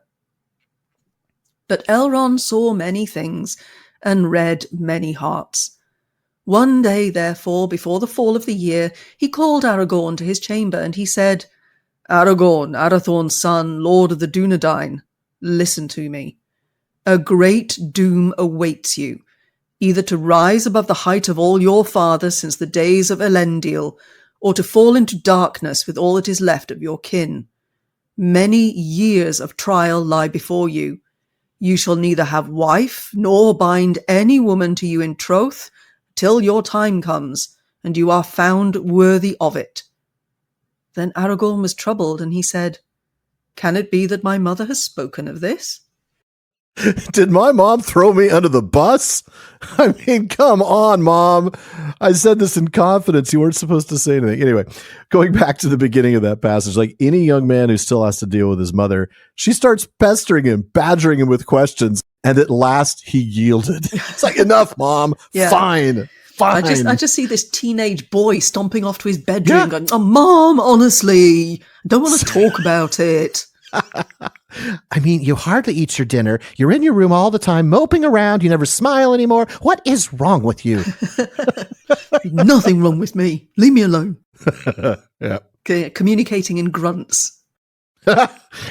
My son's about to turn 13. I better get used to that. Oh, boy. Yeah, you have to actually get a whole new dictionary, a whole new lexicon, because you have to start interpreting monosyllabic grunting. Yeah, that's fair. How was your day? Yeah. Okay. Yeah. Anything good happen at school? See, there's a different tone you can interpret. Yeah, that's a fair point. I'll have to figure that out. I appreciate the tip. Thank you. Oh, I've been through it. All right. So seriously, Gilraen gives him some strong words that he needed to hear. Yeah. You might be the heir of Isildur, but you're still aiming a little bit high. Because Arwen is quite literally the noblest and fairest on the entire planet. Like you literally couldn't have aimed higher. Right, you're punching a bit above your weight, son. Way above your weight. And by the way, there's a whole elf man thing. Gilraen says it's not fit, right? It's not appropriate, not proper for a mortal to marry an elf. Now, we who have the advantage as readers of history and all of Tolkien's words on this understand that the marriage of Aragorn and Arwen is actually more than just fit. It's literally the culmination of history. Right. But yeah. But you can understand where she's coming from. I mean, put yourself in Gilraen's shoes for a moment. There have only been 2 historic marriages between elf and man, Tuor and Idril, and Beren and Luthien. So why might she be a bit concerned? Yeah, I mean, it's a rare thing. Yeah. And I can understand where she's coming from. Right. Like, you are aiming way too high. Even though she would, I'm sure, remember what her mother said about hope can be born for our people and all of this stuff. Like, I wonder if that resonated with her at all? Like, is his potential relationship with Arwen part of hope? Because, of course, it is. We know that. Yeah. She would not have known that. No. She's still at the holy moly, what are you thinking, boy stage. Yeah, you are way out of your league. You're like completely out of your league. Right, because one of the reasons why she will have heard the stories of Beren and Luthien and Tuor and Idril is because they are monumentally important. Yes. Historically, like, not just significant, but linchpins, especially, really both of them. I mean, they are both critical. Both. Yes, they are. I was going to say especially one or the other, but no, they're both absolutely crucial to all of history. And I mean, yes, there's also the likely marriage of Imrasor and Mithrelis, but A, it's quite possible that Gilraen doesn't know about them because they're not necessarily historically significant to the Dunedain. And B, we may be thinking only of the high elves, like Tolkien himself talked about, because he was once asked about that as well. And his implication was, look, there might have been some other ones, but there were only these 3 with the high elves, talking with Aragorn and Arwen. And besides, the story of Imrasor and Mithrelis is dodgy. Yeah, this is not exactly the romance of the age. This is another one of those she was not entirely willing cringe moments. Yeah, and then the entirely, like, I'm just going to leave now and abandon you and my kid, and I'm out. Yeah. Yeah. Yep, indeed. Aragorn is correct that their line has something to do with this kinship, right? Tuor and Idril's son was Erendil, who married Elwing, granddaughter of Beren and Luthien, Their sons were Elrond and Elros, the former being Arwen's daddy, and the latter being a 60-plus generation ancestor of Aragorn. Right? Yeah, so they're deeply tied to both of those marriages. But it's not likely that history is going to repeat itself, as Gilraen points out, because our race has been diminished. And as great as Aragorn is, he's neither Baron nor Tuor, is essentially what she's saying. But is he? I mean, he's not yet, certainly. Yet. No, he's only 20 and he's not done anything yet. He hasn't done anything yet, but he's going to be pretty darn mighty and belongs in that conversation with Baron and Tuor by the end of his life. By the end of his life, but certainly not at this point. No. So again, you can see where she's coming from, because actually I think that's terrifying for a mother, because she knows that Aragorn has a high destiny.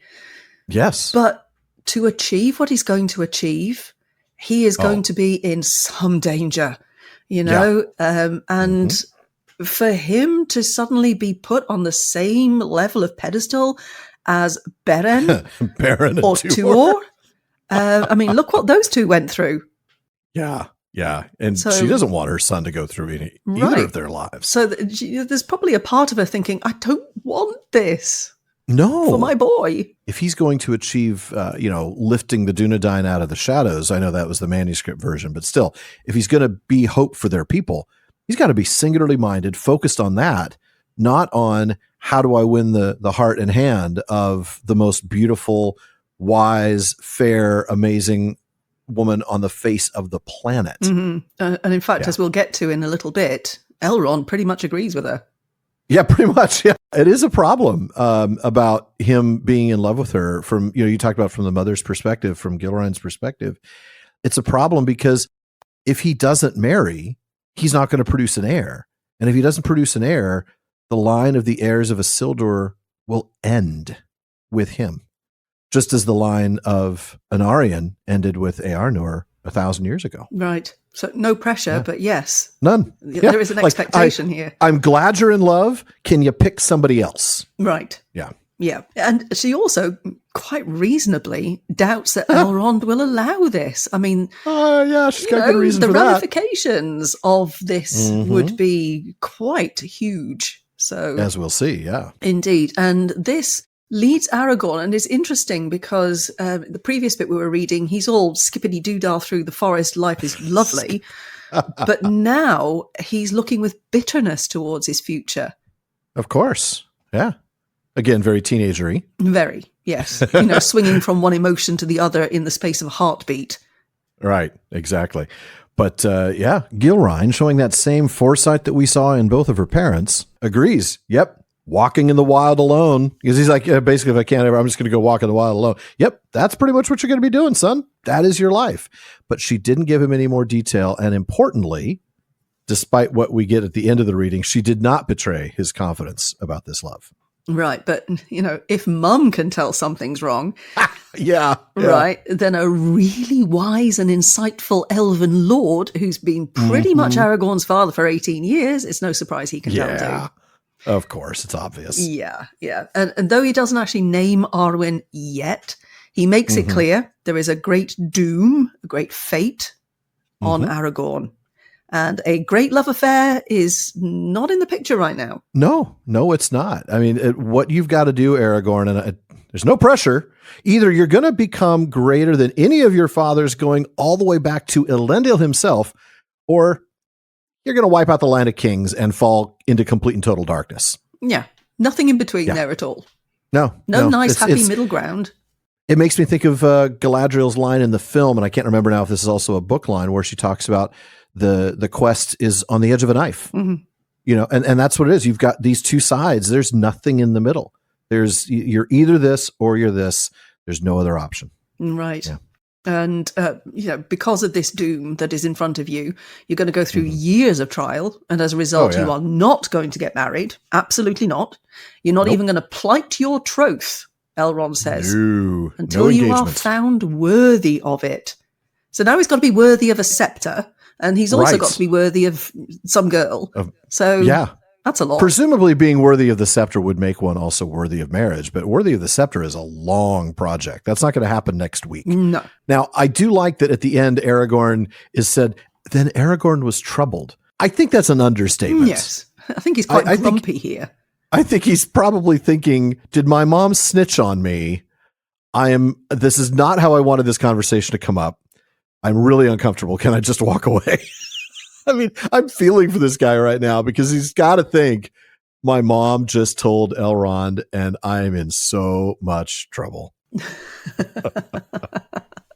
Oh no, the dad of my crush knows. That's bad news.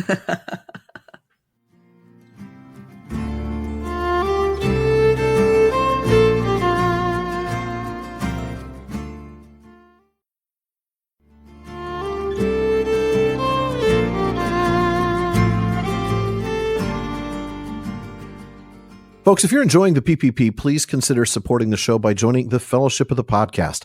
It's what gives me the time and resources to work on making this show the best that it can be. And when you join, you become part of an amazing Discord community. It includes live episode recordings, one of them's going on right now, and hangouts every month. You also get episode postscripts, ad-free episodes, free merch, and more. And you can also become part of our Questions After Nightfall episodes, or even join us as a guest in the North Wing. So please, go to patreon.com/prancingponypod to show your support and join the Fellowship of the Podcast. And you can always help us out by giving us a rating and review on Apple Podcasts and a rating on Spotify. And please recommend us to your friends. Right, so we've got grumpy, stompy teenage Aragorn who's completely embarrassed that his crush's dad now knows that he's got a crush. Where do we go from here, though? Well, Elrond has some words, and that's where I'll pick up. No, indeed, said Elrond. Your own eyes have betrayed you. But I do not speak of my daughter alone. You shall be betrothed to no man's child as yet. But as for Arwen the Fair, Lady of Imladris and of Lorien, even star of her people, she is of lineage greater than yours, and she has lived in the world already so long that to her you are but as a yearling shoot beside a young birch of many summers. She is too far above you, and so I think it may well seem to her. But even if it were not so, and her heart turned towards you, I should still be grieved because of the doom that is laid on us. What is that doom? Said Aragorn. That so long as I abide here, she shall live with the youth of the Eldar, answered Elrond.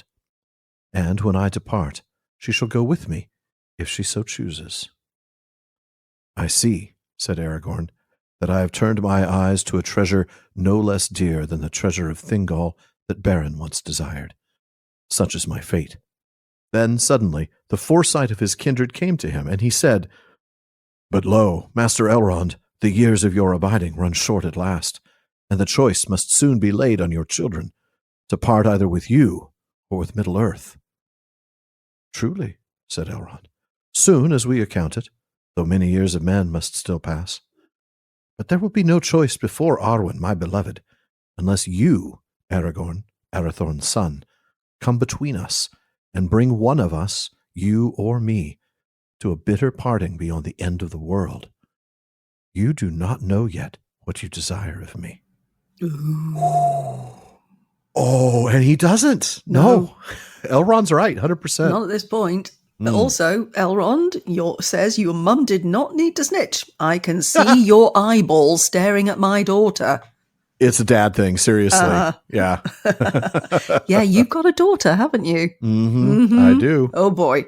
Good luck. But his point isn't about Arwen specifically, though we will get there. It's that he isn't going to be committed to anyone right now because of what he needs to do first. The years of trial that we mentioned in the last section. Aragorn, you got to stay focused.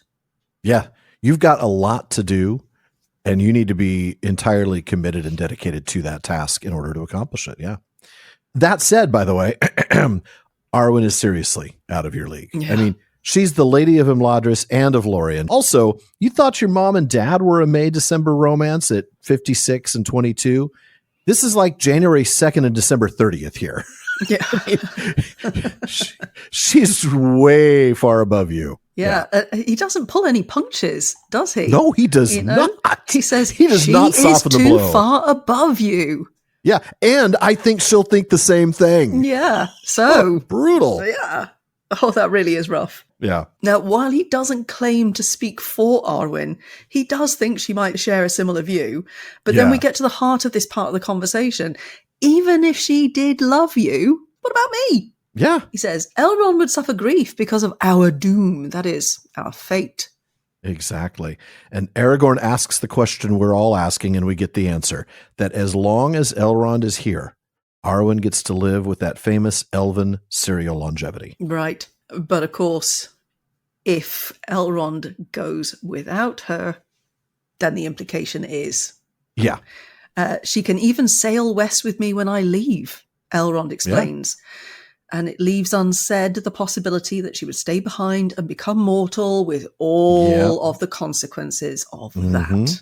Mm. Yeah, I love how he doesn't even say that. Yeah. Right? But he just makes it clear. He doesn't have to. She can sail with me when I leave, if she so chooses. So that is enough to tell Aragorn, who's pretty smart, knows the history. He picks up on that unspoken bit. He goes directly to the Luthien story. And I will add, though, one thing. As much as we say that Arwen is out of his league, and she is, just as Luthien was out of Baron's league, can we just say that Elrond, to his credit, is a lot nicer to Aragorn than Thingol was to Baron? Can I just add that that's a very low bar? I mean, that is a low bar. You're right. Thingol was a jerk. He was. He was a total He was butthead. Scheming. He's like, man, I can't believe I promised my daughter I wouldn't hurt this guy. I want to rip him shreds, but I can't because I gave my word. But how can I make sure he dies a nasty death? Exactly. I know. You got to go get a Silmaril since you said, the fires of Morgoth won't keep you from... Yeah, let's test that theory. Mm-hmm. Yeah. No, Thingol, jerk. Bad dad. Elrond, good dad. Yeah. Mm-hmm. Mm-hmm. Yep. Now, after this observation, though, Aragorn gets a burst of insight, and I can't help wondering if it would have been better if he just left this unsaid. No, he gets some foresight, but he doesn't get the wisdom to be like, maybe I should keep that to myself. Yeah, because he tells Elrond, who's been here for a very long time, that his time is running short. Your kids are going to have to choose very soon to either leave Middle-earth with you or be parted from you. Is this a wise thing to say to the father of the woman you're in love with? I know. Or is this just Aragorn being Aragorn? He when he gets these moments of foresight, he tends not to have a lot of filter. He just says what he needs to say. So teenage boy. It is, but it's kind of like, is he rising to the challenge here? Because like we said, Elrond's not pulling any punches. So maybe Aragorn's like, I'm not going to pull any punches either. Your time is coming to an end. That's a tough one. Yeah, it's a gamble to go this direction, but I love it because we'll see later that it doesn't ruin their relationship or anything, and I really, we'll get to that, but I really admire Elrond in particular for that.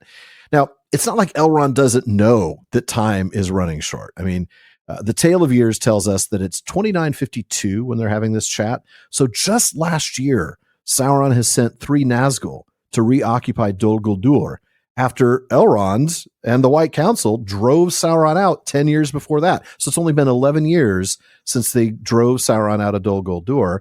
The ring was also found by Bilbo that same year. Next year is the last meeting of the White Council. So clearly, Elrond pays attention. He knows that time is ticking. Right. Because it's obvious to anyone with the kind of wisdom and knowledge and understanding that Elrond has that something is going to happen, and it's going to happen in Elven terms very soon. Yeah, relatively soon indeed. Yeah. But he reminds Aragorn that there won't be a choice for her to make unless you, the young man I raised as my son, come between us. Is this a slight threat? Yeah. It does feel a little bit like that. Like, she was going to come with me. Like, it was never even a question. Of course she's coming with me. You're the only person who could change that. You person. Whippersnapper. Don't change that. Yeah. Exactly. And if you do that, either you or I will have a very bitter parting ahead of us. It kind of, it goes back to me. It's another one of those, these are the two, this is the binary set of outcomes. There is nothing in between. Just like you are either going to rise to be higher than any of your fathers since Elendil, or you're going to bring the entire line of the Dunedain to an end, and you're going to fall into darkness that nobody's ever going to come out of. Here, either I am going to have a very, very bitter parting, or you are going to have a very, very bitter. We cannot both be happy here. I bet this is the toughest conversation these two have really ever had. I can't even imagine what it's like for Elrond to realize after, nearly 3 millennia with his daughter that I might not get to spend eternity with her. Yeah. The rest of Arda. How did that happen? Yeah. She's supposed to come with me and her brothers to go meet up with mom again because, Celebrian's been out there for, a couple hundred years now. This is rough. This is really rough. And I love how this passage ends. You do not know yet what you desire of me. Mm. I don't think Elrond is saying that as a criticism. I really don't. I feel like he's saying it like, you really don't, Aragorn. I mean, this isn't, I don't blame you for not knowing. You're mortal. You're also not a parent. I am both a parent and a serially longeval elf. You can't possibly know what you're asking, the consequences of what you're asking. What do you think? I think that's absolutely right. Because if you dig into the lore, then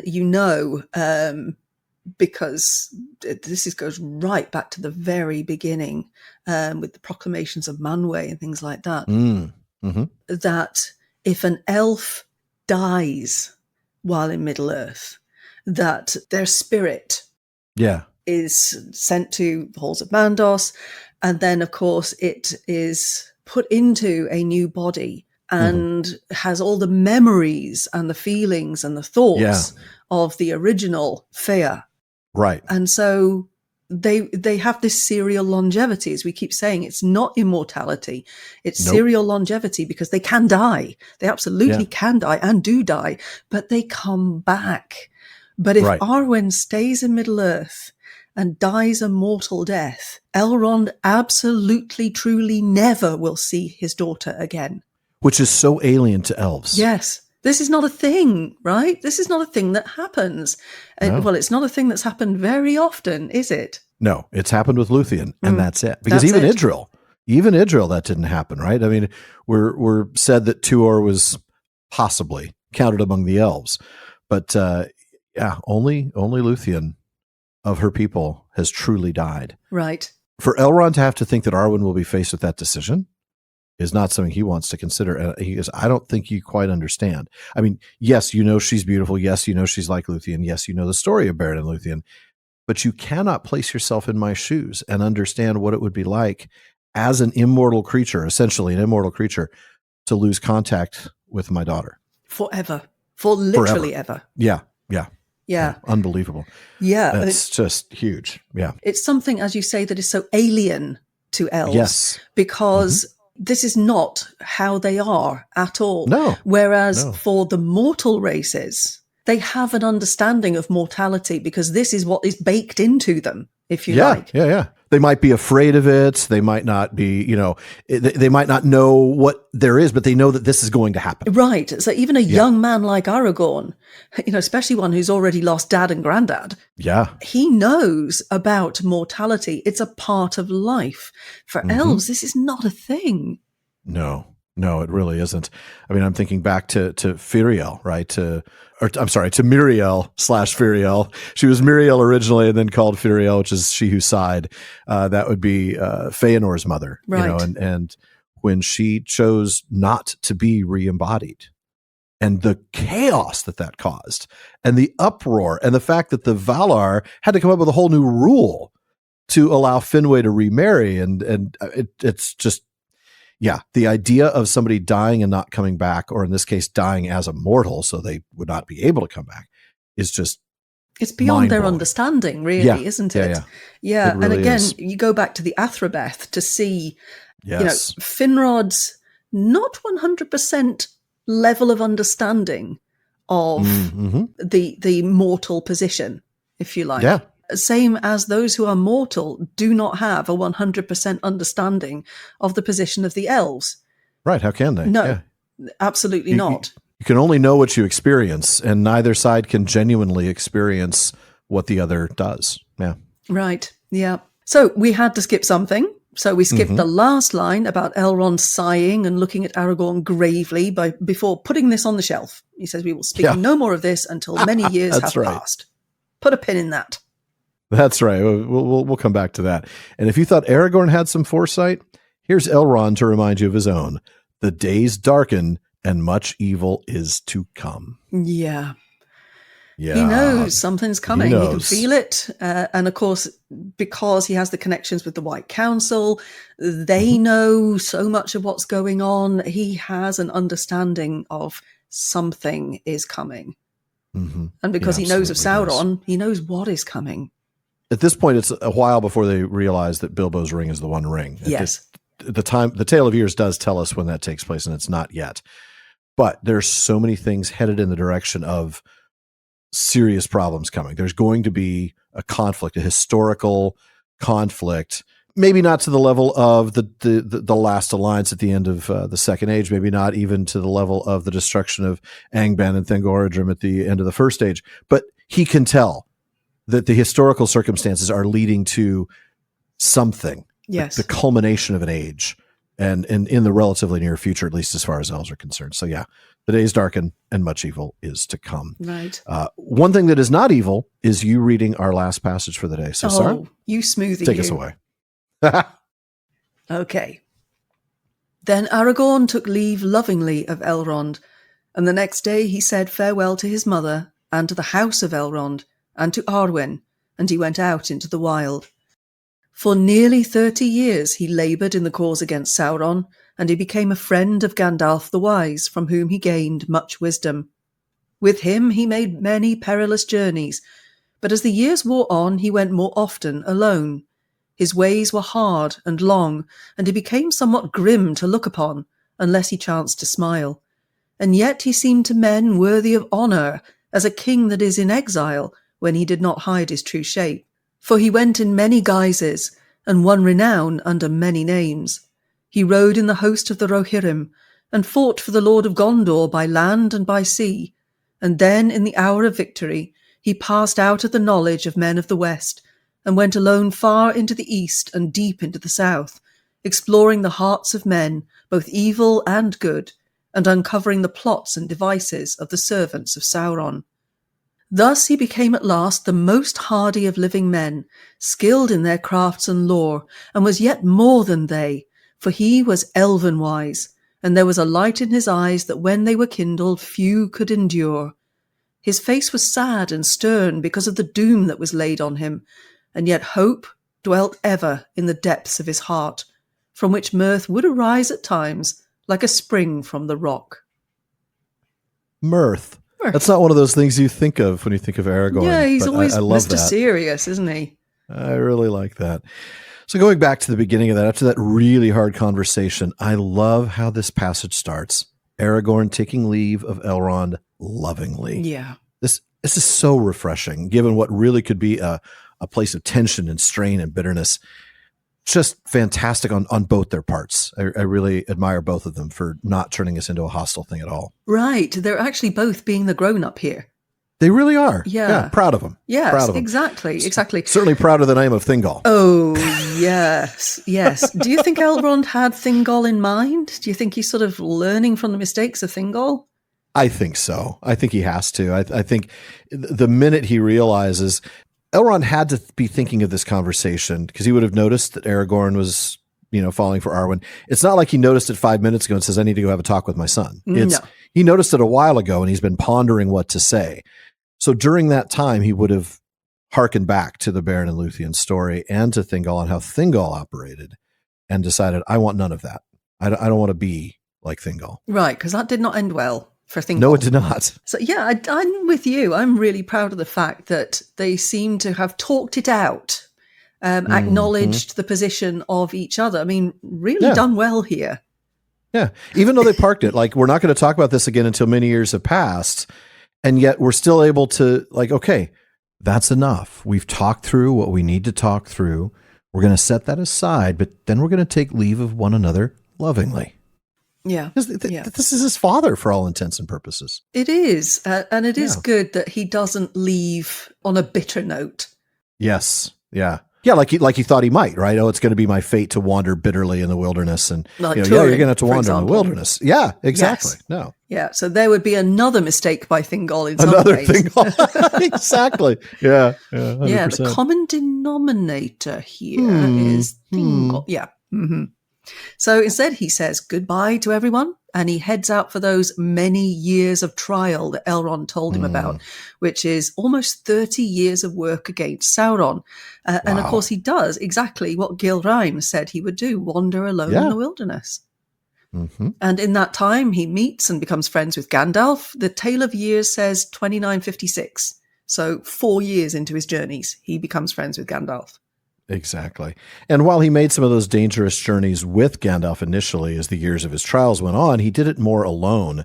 In fact, the Tale of Years says that the very next year, 2957, he began his great journeys as Thorongil, the Eagle of the Star, serving both King Thingol of Rohan and the steward Ecthelion II of Gondor, all the way up through 2980. Right. And of course, that has some unintended resonances later on, doesn't it? Yes, because, it does. Yeah. While we never get a lot of detail on his time in Rohan, we can go back to episode 350 that you did with Don Marshall to look a bit at his time in Gondor. It says, in much that Ecthelion II did, he had the aid and advice of a great captain whom he loved above all. Thorongil, men called him in Gondor, the Eagle of the Star, for he was swift and keen-eyed, and wore a silver star upon his cloak. But no one knew his true name, nor in what land he was born. He came to Ecthelion from Rohan, where he had served the king Thengel, but he was not one of the Rohirrim.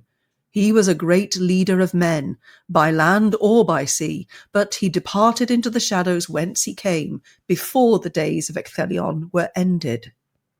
I kind of wish we got to see more of him at sea. I know he handles the fleet at Pelargir and comes up the Anduin, but this idea that he was a great leader of men by land or by sea, and then we see later on that he does go down to Umbar, and after Ecthelion gives him permission, he goes down and fights and defeats the captain of the Haven in battle. I wonder what he was like as a sailing captain. A ship's captain. Yeah. It seems like he's going out and collecting all the skills. Yeah. He really is. He's checking off all the Boy Scout badges for sure. Right. When he comes back with his men, Thorongil won't even enter Minas Tirith, though. He says, "Other tasks now call me, Lord, and much time and many perils must pass ere I come again to Gondor, if that be my fate." Mm-hmm. It's the end game. He knows. Yeah, coming back to Gondor is the end game, but he's got a lot to do in between. Mm-hmm. Of course, Ecthelion II's son Denethor was absolutely fine with Thorongil leaving. Don't let the doorknob hitch in the butt on the way out. Exactly. Go. Just go. Yeah. For the most part, they provided Ecthelion with the same counsel, except when it came to Gandalf. Thorongil often warned Ecthelion not to put trust in Saruman the White in Isengard, but to welcome rather Gandalf the Grey. But there's little love between Denethor and Gandalf, and after the days of Ecthelion, there's less welcome for the Grey Pilgrim in Minas Tirith. Yep. So therefore later, when all was made clear, many believed that Denethor, who was subtle in mind and looked further and deeper than other men of his day, had discovered who this stranger Thorongil in truth was, and suspected that he and Mithrandir designed to supplant him. Jealous much? Yeah, exactly. And you wonder, how would he have discovered that? We know that he hadn't started using the Palantir right away. I don't remember the exact details of when he did, but we learn about that in the Unfinished Tales section on the Palantiri. So how did he, I guess he is pretty perceptive, let's be honest, right? The text tells us that about Denethor. So it's possible he just was able to see things about Thorongil and go, he looks a little like these pictures we have of Isildur. What is this family resemblance? Right, exactly. And he's really tall, and he doesn't have a beard. He doesn't have a hint of facial hair at all, so he must have, elvish blood, and he must be a Numenorean descent, blah, blah, blah. But there's also the fact that Denethor was not unhappy when Thorongil leaves.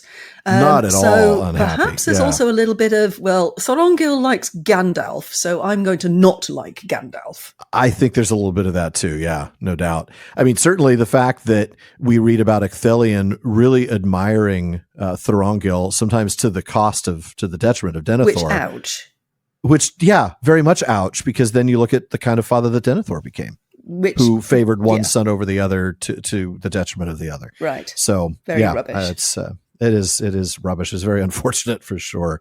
Beginning in 2980, when he left Gondor, Aragorn's trials took him further into the east and south. The text says, uncovering the plots and devices of the servants of Sauron. And boy, is there ripe ground for some amazing stories. Yes. What does he encounter? Yeah, can you imagine all the gaps that could be filled here? Oh, the stories you could fill in here about him discovering all these things. That might be the next project for Warner Brothers, the early years of Aragorn, son of Arathorn. Aragorn as Thorongil. Yes. Yeah, Thorongil. I'd watch that, no doubt about it. I mean, I just don't want things made totally out of whole cloth, but here they would have to be because we don't have any of these details. I do know, though, that he walked at least 500 miles because he had to walk 500 miles back to Arwen. So he would walk 500 miles and then would walk 500 more? 500 more. So he could be, yes, just exactly. To be the one who walked 1,000 miles to turn up at her door? Yes, 1,000%. Yeah, 1,000 miles, actually, yes. Had to be done. Oh, it had to be done, yes. I mean, you think about all the other songs we've mentioned today, we had to come to that one. I do love how his years of hard trial made him the most hardy of living men. This guy's tough as nails. And on top of that, he's not just a tough guy. He's described as elven wise. Now, I want to have a very quick discussion, nature nurture. How much of this is because he's got elven blood in him as a descendant of Elros, but how much is because he was raised as Elrond's son in Rivendell? Well, the answer to that is yes. Yeah. Why not both? Yeah. Yeah, that's fair. Yeah, I guess it's a really short discussion, but you're right. And that's the thing. I think the fact is you could raise me in Rivendell and I wouldn't have that because I don't have that in me. There's no potential for that greatness. Aragorn has that potential, but then had to have it also by being raised in Rivendell and exposed to Elrond and Elladan and Elrohir for all those years that gave him that elven wisdom. Yeah, that makes sense. Right. Yeah. I mean, if he'd lived the first 20 years of his life just in the wilderness, then exactly. All that potential would be there, but no means of tapping it and no understanding that it's there to be tapped. But it had to be there in the first place. Yeah. So yeah, it really is both. You're right. Good insight. Thank you for pointing out the obvious. Yeah. Hey, that's what I'm here for. But the description of his appearance and character is quite vivid, isn't it? It is. He's sad and stern, but there's this hope deep inside, a hope that would lead to laughter and amusement in unexpected moments. So every now and then he lets go. Aragorn. He has a chuckle. Yeah. The mirth. I love it. It's such it really does. We see that in the text, don't we? We see Aragorn every once in a while getting a little funny. Yeah, he goes from Sauragorn to Mirthagorn every now and then. He does. I like that. It does make me think, though, of one of my favorite first edition moments that got changed. And it was when Gimli's like, what did you tell him when you were looking at the Palantir? He's like, that I have a rascal rebel of a dwarf that I would trade for a serviceable orc. Something along those lines. Absolutely brilliant stuff. I do love his humor. It does not appear very often, but when it does, it's great. And it is, like you said, that the source of it is the hope that he has within him. Right. So, thus he became at last the most hardy of living barkeeps, skilled in pouring drinks, but not so much in delivering letters. Sara, what does Barlman have for us tonight? Just this one question that I think would be interesting to have a look at. Okay. To what extent is the story of Arwen and Aragorn a tragedy? Ooh, yeah, exactly. Ooh, yes. Well, for Elrond, it certainly is. Well, it is, isn't it? Mm-hmm. And I think that perhaps this is a question that we could return to when we've looked at everything that happens. That's true. Yeah. Part B of this answer will be next week. Yeah. I mean, the thing is that if we go back to Greek tragedy, there's a very specific definition of tragedy, which is the fall of someone great to something low.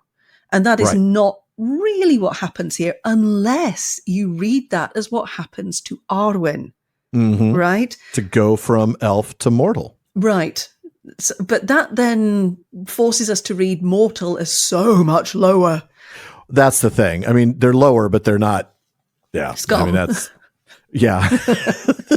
This isn't like her falling from, Elf Queen to the right hand of Sauron. Right. That would be the fall.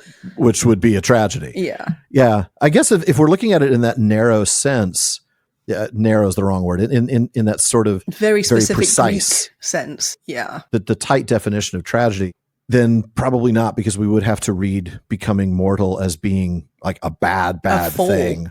Yeah. When it is not. I mean, Tolkien himself describes, the Lay of Lathian, we mentioned it earlier. It is the release from bondage. Yes. Are we talking about this? We literally don't know what he's talking about, because it could be we released the Silmarils from bondage, or it could be that Luthien released Beren from bondage when he was in Taurengarhoth. It's arguably Luthien's release from the bondage of immortality. Exactly, the bondage because of being they are stuck. Tied to Middle Earth. Yeah. Yes, their existence is, coincides with the entire existence of Arda. Only when Arda is destroyed and remade, and we don't know what happens to them then, that's only when things end for them. It's why we get the elves trying to explain to the men of Númenor, who should be jealous of who? Yeah. You get to leave this place. We never get to leave. So I think, given how Tolkien has explained the release of bondage and how we see that, we cannot see becoming mortal as a bad thing. It is a tragic set of events. Yeah. That's a 21st century. Yeah. 21st century reading of the word tragic, meaning sad. Sad. Yeah. Right. And that is accurate. It's very sad. You know who I'm actually really sad for? Gilraen. Yeah. She won't even know that she made this choice until it's too late. That just breaks my heart. I mean, at least Elrond is going to get to say goodbye. Elladan and Elrohir are going to get to say goodbye. Yeah. But there's Celebrian waiting at the shores for the ship to pull in, and she's looking, there's my husband. Yeah, there are my sons, maybe. Maybe they're on another boat later on. Yeah. Where's Arwen? But where's Arwen? Yeah. That hurts. Yeah. That's got to be, especially for a mom, that's got to be just... heartbreaking. Yes. Yeah. It's certainly going to make the time in Valinor, the time in the Undying Lands, less rich. There's going to be a bitterness to it that even the joy of Valinor can't really completely overcome for her and for Elrond. Yeah. Yeah. Oh, on that happy note, folks, that wraps it up for another episode of the Prancing Pony Podcast. But be sure to come back. Come back next week when a 49-year-old Aragorn returns from Mordor and Arwen makes her choice. Alan and I want to thank the members of Team PPP, editor Jordan Rannells, Barleyman Becca Davis, social media manager Casey Hilsey, event and Patreon community coordinator Katie McKenna, graphic artist Megan Collins, and website guru Phil Dean. And please take a minute to check out the prancingponypodcast.com. That's where you'll find our show notes, outtakes, Prancing Pony Ponderings, and our online storefront where you can get PPP merch featuring all the great episode artwork that Megan's been doing for the show since the start of Season 8. You'll also want to visit our library page, because the Prancing Pony Podcast is, after all, a podcast about the books. So if you're interested in a book we've mentioned on the show, you'll find a link for it in our library. We do get a small amount of compensation when you make your purchase, and we thank you for that. Indeed we do, and we also want to thank our patrons at the Círdan's contribution tier. I'll start with DeMay in Alaska, Chad in Texas, Lance in New Jersey, Paul in Colorado, Joseph in Michigan, Kathy from North Carolina, Carlos in California, Brian in the UK, Jerry from Washington, Joe in Washington, Erwin from the Netherlands, Ben in Minnesota, Anthony in Texas, Zaksu in Illinois, Sara in New Jersey, Joshua in Massachusetts, Lucy in Texas, Keith in Alabama, and Erica in Texas. And there's also Carson in Oklahoma, Vivian in California, James in Massachusetts, Anne in Kentucky, Sean in New Jersey, Mason in California, Maureen from Massachusetts, Olivia in London, Robert in Arizona, Nick in Wisconsin, Lewis in South Carolina, Thomas in Germany, Craig in California, Bailey in Texas, Kevin in Massachusetts, Julie in Washington, Bruce in California, Joe in Maryland, Nathan in Arizona, and Kevin in Pennsylvania. Thank you all so very much for your support. Indeed. Thank you. Now make sure you don't miss any episodes of the Prancing Pony Podcast. Subscribe now through Spotify, Apple Podcasts, Amazon Music, or your favorite podcast app. And one last thing, as always, don't forget to send your thoughts, comments, and most of all, your mirth arising like springs from the rock, because we could always use more mirth, to Barliman at theprancingponypodcast.com. And if you want your voice literally heard, well, just send us audio of your question. Visit podinbox.com/prancingponypod and record your question for us. And please be sure to still email the question to Barleyman, though. Even though Barleyman's been a lot more reliable lately, there's still a lot of mail to sort through. We'll try to get to you just as soon as we're able. As always, though, this has been far too short a time to spend among such excellent and admirable listeners. But until next time. How of our farewell, folks.